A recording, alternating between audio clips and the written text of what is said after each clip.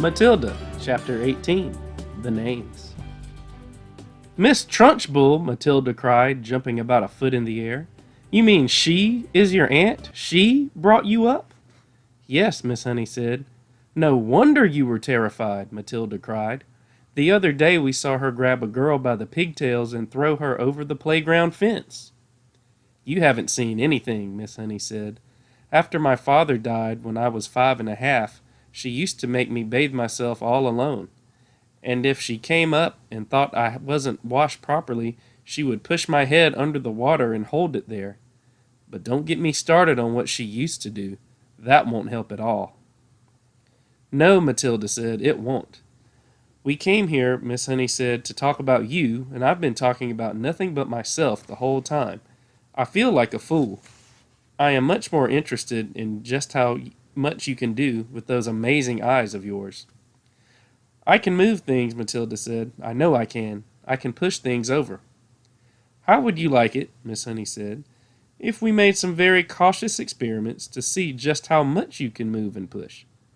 Quite surprisingly, Matilda said, "If you don't mind, Miss Honey, I think I would rather not.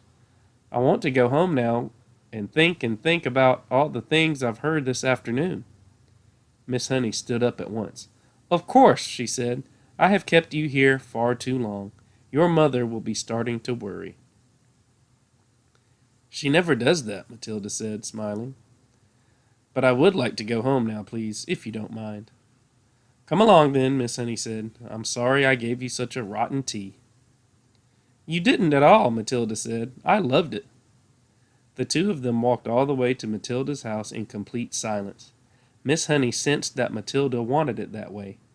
The child seemed so lost in thought she hardly looked where she was walking, and when they reached the gate of Matilda's home, Miss Honey said, "You had better forget everything I told you this afternoon."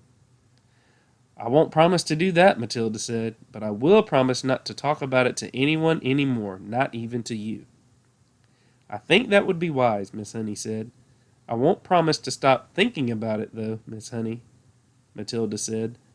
"I've been thinking about it all the way back from your cottage, and I believe I've got just a tiny little bit of an idea." "You mustn't," Miss Honey said. "Please forget it." "I would like to ask you 3 last things before I stop talking about it," Matilda said. "Please will you answer them, Miss Honey?" Miss Honey smiled. It was extraordinary, she told herself, how this little snippet of a girl seemed suddenly to be taking charge of her problems, and with such authority, too.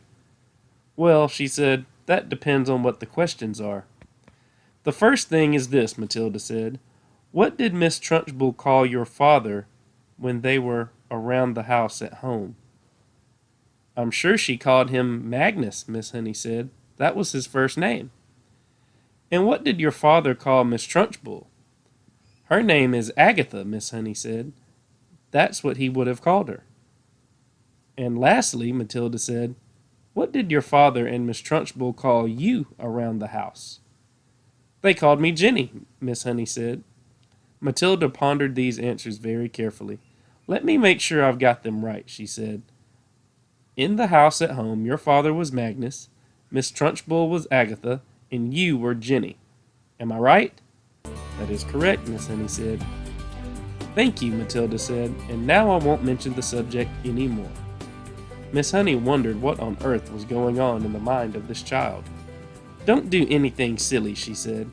Matilda laughed and turned away and ran up the path to her front door, calling out as she went, "Goodbye, Miss Honey. Thank you so much for the tea."